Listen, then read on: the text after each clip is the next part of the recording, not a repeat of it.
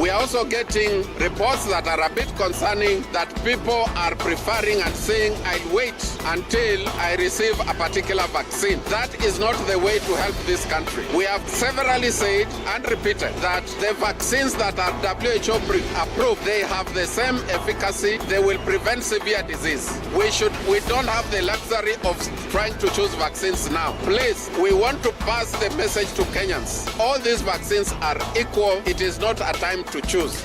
The World Health Organization has approved the first vaccine against malaria, a disease that has claimed the lives of thousands of children in Africa. Announcing the approval, WHO Director General Dr. Tedros Adhanom Ghebreyesus said the vaccine had been started in Africa and that its availability was one of the biggest steps in tackling malaria-related disasters. This vaccine can be delivered through child health clinics by ministries of health and readily reach children at high coverage levels. Community demand for the vaccine is strong. It has broad reach to children, including the most vulnerable who may not use a bed net, thereby expanding access to preventive measures to children at risk. It is safe. It significantly reduces life-threatening severe malaria, and we estimate it to be highly cost-effective. This is a powerful new tool.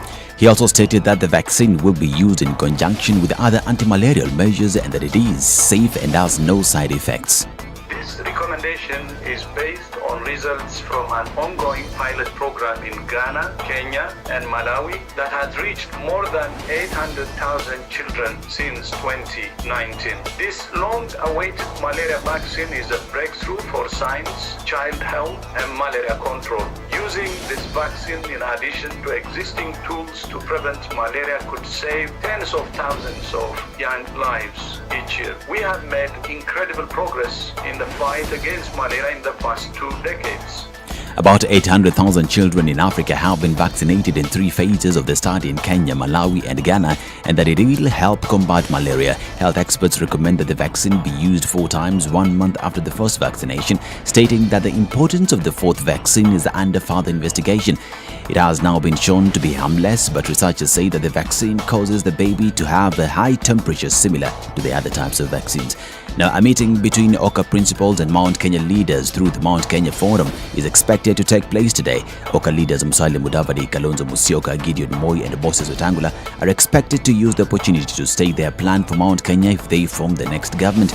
Oka members will be looking to assure the forum that Mount Kenya will not be left out of the next government. After the meeting, the Mount Kenya Foundation will meet with President Uhuru Kenyatta, where they'll present a report with a recommendation. In the previous meeting with Odinga, the foundation appeared to say that it supports Odinga as president. And the Finance Committee investigating fuel hike will today meet with mining CS John Munyes in the ongoing investigations to find out why there are delays in the port. The Gladys Wanga-led committee was expected to present its report this week but asked for more time after receiving reports that the high cost of pre-approval shippings at ports ultimately contribute to high fuel prices. This is Newswire. I'm Dennis Aseto.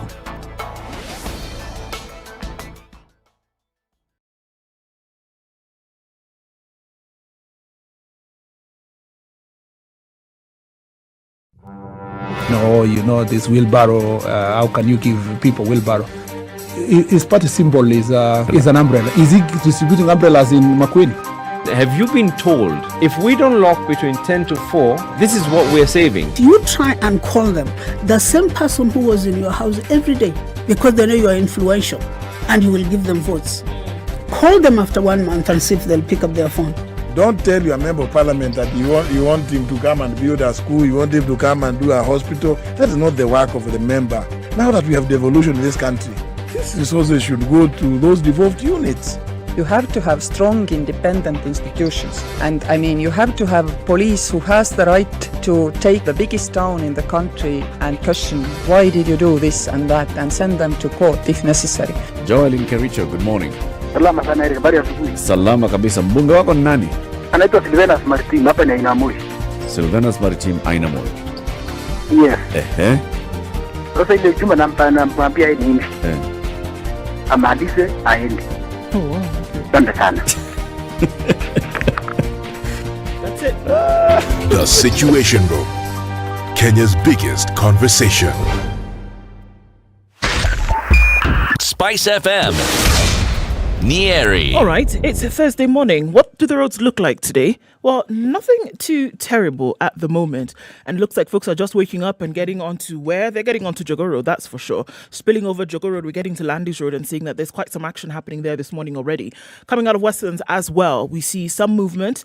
Don't forget that Wayaki Way will get packed, but the Red Link Road offers you some drama-less exit to the city. So use that this morning. Coming out of other parts of the city, not too bad. It's building up very slowly on the Thika Superhighway. Kiambu Road still looks free this morning. In and outbound on Mombasa Road also starting to build up as well. But it's just a few minutes after 6 o'clock. It's nothing crazy just yet. We'll see what it looks like in a short while. Talk to us on SpiceFM KE on Twitter. Text on 40127 this Thursday morning. Let's keep things moving.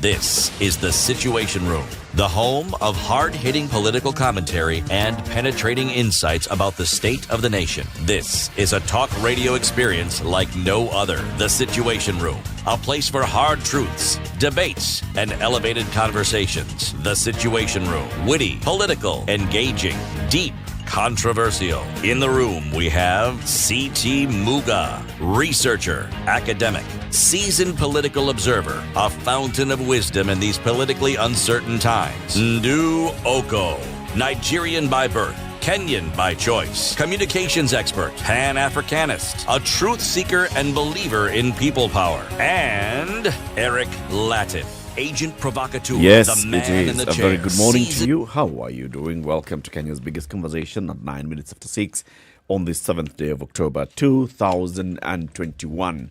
Have you gotten your COVID vaccine yet? If you haven't, you should go. There are so many doses in the country. Very many.